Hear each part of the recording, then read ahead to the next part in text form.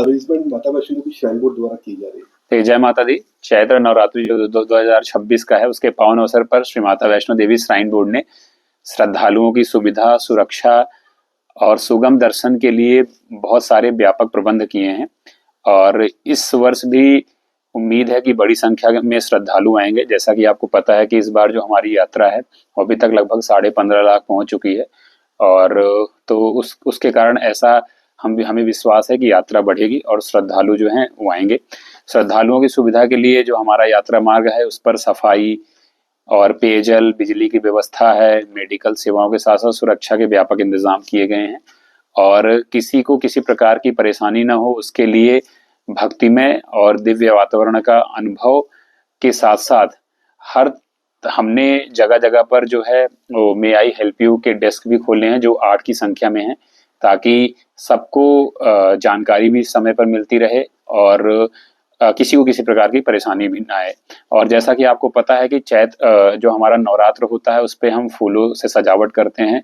तो इस बार भी पिछले वर्षों की तरह इस बार भी सजावट की गई है और बहुत ही अच्छा वातावरण प्रदान करने की कोशिश की गई है।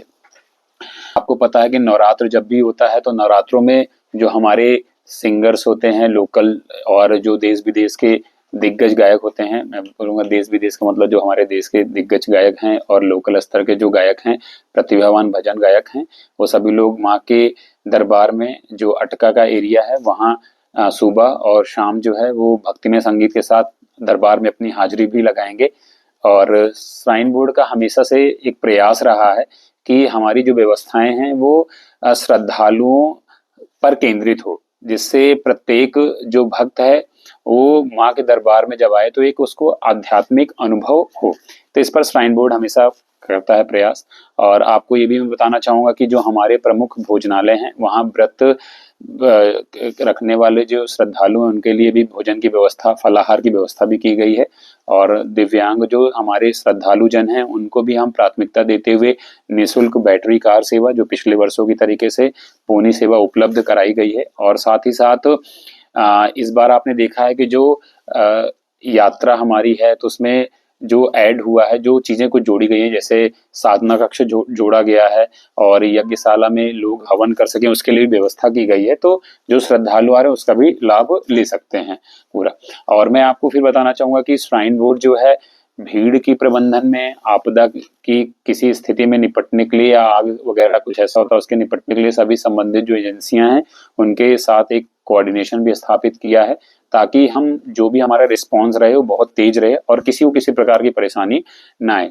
और जो आपको पता है कि नवरात्र है तो नवरात्र में बहुत ही संवेदनशील यहाँ चीजें होती हैं, तो उसको देखते हुए सिक्योरिटी के व्यापक इंतजाम किए गए हैं। मल्टी लेयर्ड सिक्योरिटी जिसको हम बोलते हैं, जिसमें हमारा सीआरपीएफ की सिक्योरिटी है, जम्मू कश्मीर पुलिस की सिक्योरिटी है, श्राइन बोर्ड के हैं, बाकी आर्मी की भी जो सिक्योरिटी है, सभी इसमें लगे हुए हैं ताकि किसी को कोई भी जो सुरक्षा संबंधी चूक हो होने ना पाए। ठीक है। और आपको पता है कि जो श्राइन बोर्ड इस भीड़ पर और यात्रा के जो ट्रैक पर लगातार नजर रखने के लिए इंटीग्रेटेड कमांड कंट्रोल सेंटर है जो हमारा एसजीसी में है, यहाँ 24 घंटे उस पर उसके माध्यम से निगरानी रखी जा रही है।